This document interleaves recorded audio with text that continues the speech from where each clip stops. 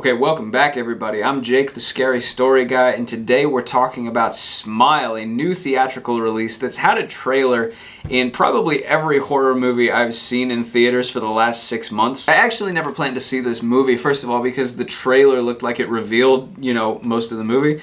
But then beyond that, the trailer also made the movie look, not to put too fine a point on it, stupid. But then it came out to several positive reviews from people I trust. It had a 6.9 on IMDb, which is very solid for a horror movie. So I was like, alright, there's my Saturday morning.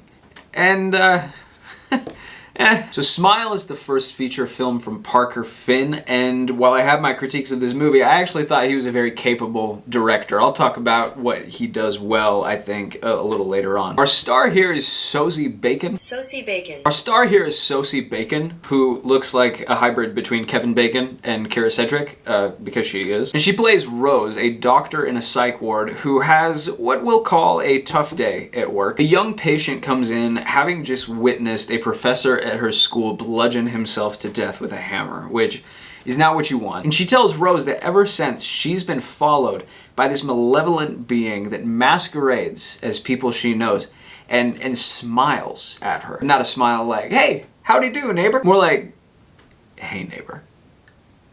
Your fingers look delicious. Anyway, she freaks out and cuts her throat, ear to ear, smiling like a maniac all the while. I'm not really spoiling anything. It's the first 5 minutes of the movie. Also, it's in the trailer, which, let's talk about the trailer really quick, because I'm so fucking sick of having my movie watching experience degraded because the trailer gave too much away. I go see scary movies in theaters all the time for this channel. I saw the trailer for Smile before X, Pearl, Bodies, Bodies, Bodies, The Invitation, Barbarian, all of them. And the trailer completely spoils like 4 different scares in this movie. There were so many parts where I was like, oh, that would have been cool. That would have caught me, off guard.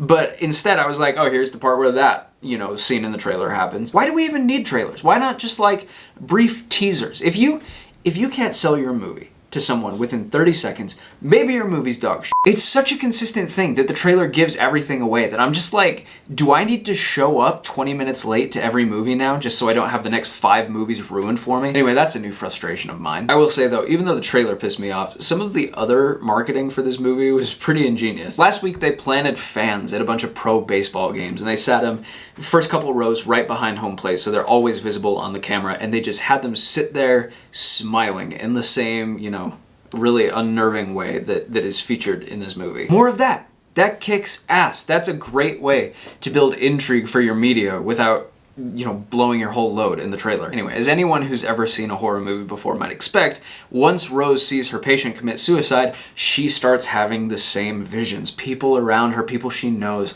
just smiling. It's basically It Follows in that it's a demon STD, except instead of being a sexually transmitted disease, it's a suicidally transmitted disease. Okay, I just came up with that on the spot. I know it's fucking stupid. Don't hate me. So yeah, that's the movie, and it does a lot of things right. First of all, there's a couple jump scares in this movie that really got me.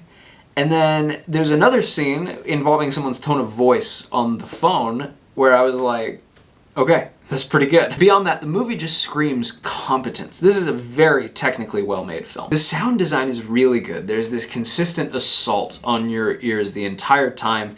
These, these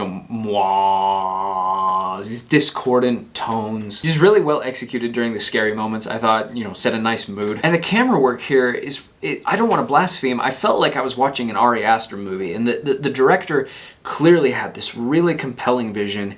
You come away from it feeling like he knows exactly what he's doing. But unfortunately, that's about where my praise stops. The badness of this movie snuck up on me. I was semi-enjoying myself the whole time, thinking, okay, this is fun. Maybe they're gonna do something more with this concept. And then it ended, and I realized all of a sudden, like, oh, I didn't like that. First of all, the concept is definitely ripped from It Follows. I wasn't sure if the movie even knew that until one moment at the end where I was like, okay, yep, that's It Follows right there. Unfortunately, the moment in question was infinitely scarier in It Follows. I just kept expecting this movie to go somewhere unexpected, if that makes sense, and it didn't. There's just nothing novel about this. You've seen various elements of this several times before. It also does this thing I just really hate. Mild spoiler alert here, it's not really a spoiler, but kind of. I really, really hate this though, where the movie goes somewhere kind of crazy, and then it's like, oh, psych, You know, that was just a dream. This movie does that like 3 different times. It's so annoying. Speaking of annoying, I'm not sure there's a single likable character here. Everyone's just like